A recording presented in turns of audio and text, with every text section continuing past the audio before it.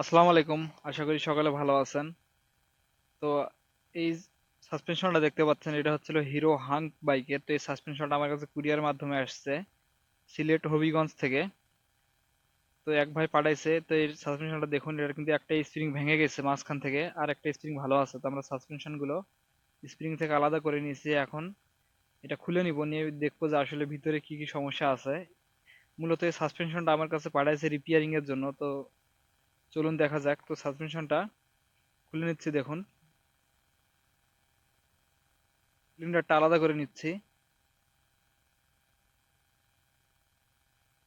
সিলিন্ডারটা আলাদা করলাম। এখানে কিন্তু অয়েল একটু আছে, আর অয়েল গুলো সব বের হয়ে গেছে। এখানে সিলের সমস্যা আছে, সে কারণে কিন্তু অয়েল সব লিকেজ করেছে এবং এটার কম্প্রেসার ছেড়ে দিছিল। কম্প্রেসার একদমই ছিল না, সেজন্য মানে বাইকটা চালিয়ে শান্তি পাচ্ছিল না। আমার ভিডিও দেখে ভাই পাঠাইছে। তো অলরেডি আমরা এটা কাজ শুরু করে দিয়েছি, কাজ করতেছি। কাজ করার পরে এটা আমরা আবার রিটার্ন পাঠিয়ে দিব। দেখতে পাচ্ছেন সিলিন্ডারটা খুলে নিলাম। এটাতে কিন্তু অয়েল নাই, একটাতে অয়েল ছিল, একটাতে কম ছিল। তো এখন এটার মুখটা, যে রিপিট গুলো আছে সেই রিপিট গুলা খুলে দিব। দেওয়ার পরে এখান থেকে সিল সমস্ত কিছু বের করে নিব। তো আপনারা ভিডিওটা শেষ পর্যন্ত দেখলে বুঝতে পারবেন আমরা বাইকের কাজগুলো কিভাবে করি, সাসপেনশনের কাজগুলো। তো এখানে বলে রাখি যে আমাদের দেখতে পাচ্ছেন ব্যারেলটাতে যদি কোনো দাগ থাকে সেক্ষেত্রে কিন্তু রিপেয়ারিং হবে না। এই ব্যারেলটা ফ্রেশ থাকতে হবে। এই ব্যারেলে যদি স্ক্র্যাচ থাকে সেক্ষেত্রে কিন্তু হুইল বারবার কেটে যাবে। এটা কিন্তু ফ্রেশ আছে, তো আমরা এটা কাজ করে দিচ্ছি। তো আপনারা যারা সাসপেনশন গুলো পাঠাবেন তারা অবশ্যই লক্ষ্য রাখবেন যে ব্যারেলে কোনো দাগ আছে না। ব্যারেলে যদি দাগ থাকে তাহলে কিন্তু এটা রিপেয়ারিং হবে না। তো দেখতে পাচ্ছেন এটা সিলটা আমরা বের করে নিয়েছি। এটা হচ্ছে সিল, এটা হচ্ছে নতুন সিল লাগিয়ে দিচ্ছি।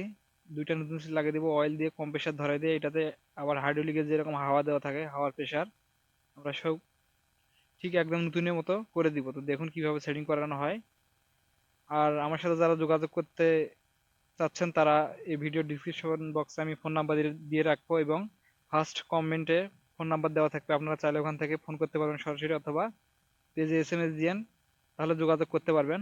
তো দেখতে পাচ্ছেন ওয়েল সিল ঢুকা হচ্ছে। হুইলসেল লাগাচ্ছি, উপরে যে একটা চাকি থাকবে চাকিটা দিব। এটা এখন হুইলসেলটা বসাই দিয়ে আবার মাথাটা রিপিট করে দিব, তাহলে কিন্তু এটা কাজ শেষ। তো এটা সেম দুইটাই একইভাবে কাজটা করতে হবে। এখানে দুইটা হুইলসেল দিয়ে দিলাম। হুইলসেল গুলো বসানোর পরে আমরা হচ্ছিল যেরকম পুনরায় রিপিট করা ছিল সেই রকম রিপিটটা করে দিব।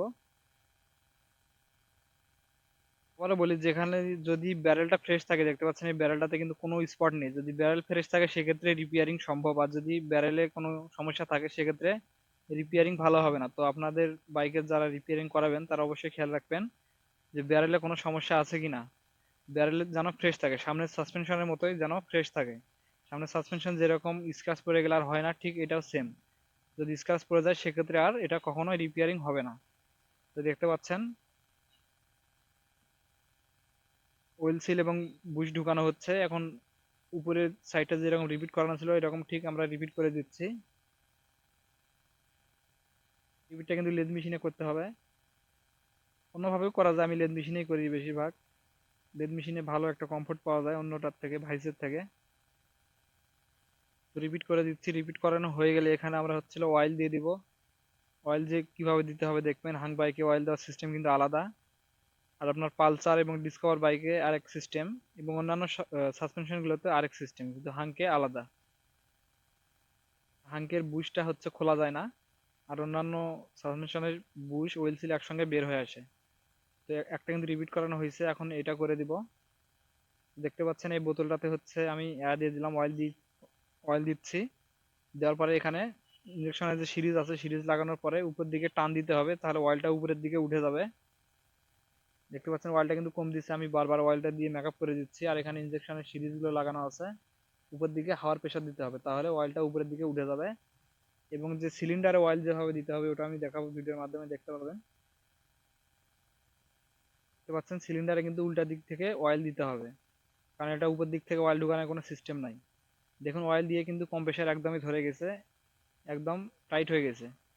এরকম টাইট থাকলে কিন্তু বাইক ঝাঁকি দিবে না, গর্তে পড়লে সাউন্ড করবে না, একদম 100 খেলবে। এবং আমরা এটাতে হাওয়ার কম্প্রেসারও দিয়ে দিব, অর্থাৎ হাওয়া দিয়ে দিব, সেটাও দেখতে পাবেন ভিডিওতে। দেখতে পাচ্ছেন আমি এটা এখন সেটিং করে দিচ্ছি। তো এরকম দুইটাই সেটিং করব। সেটিং করানোর পরে এটাতে আমি হাওয়া কিভাবে দিতে হয় সেটা আপনাদেরকে দেখাচ্ছি। তো অনেকে আমার দোকানের ঠিকানা জানতে চান। আমার দোকান হচ্ছে দিনাজপুর জেলার নবাবগঞ্জ থানায় অবস্থিত, অর্থাৎ দিনাজপুর জেলা নবাবগঞ্জ থানা।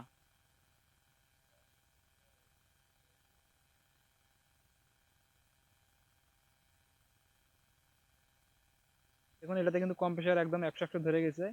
এখন যেরকম করে সেটিং করলাম পরেরটাও ঠিক এভাবে সেটিং করতে হবে। দেখুন এখন আমি হাওয়া দিয়ে দিচ্ছি। দেখুন হাওয়া দিলে কিন্তু ব্যারেলটা উপরের দিকে উঠে আসলো। এটা নিচ দিকে ডাবাই দিলে আবার উপরের দিকে উঠে আসবে এমনি এমনি।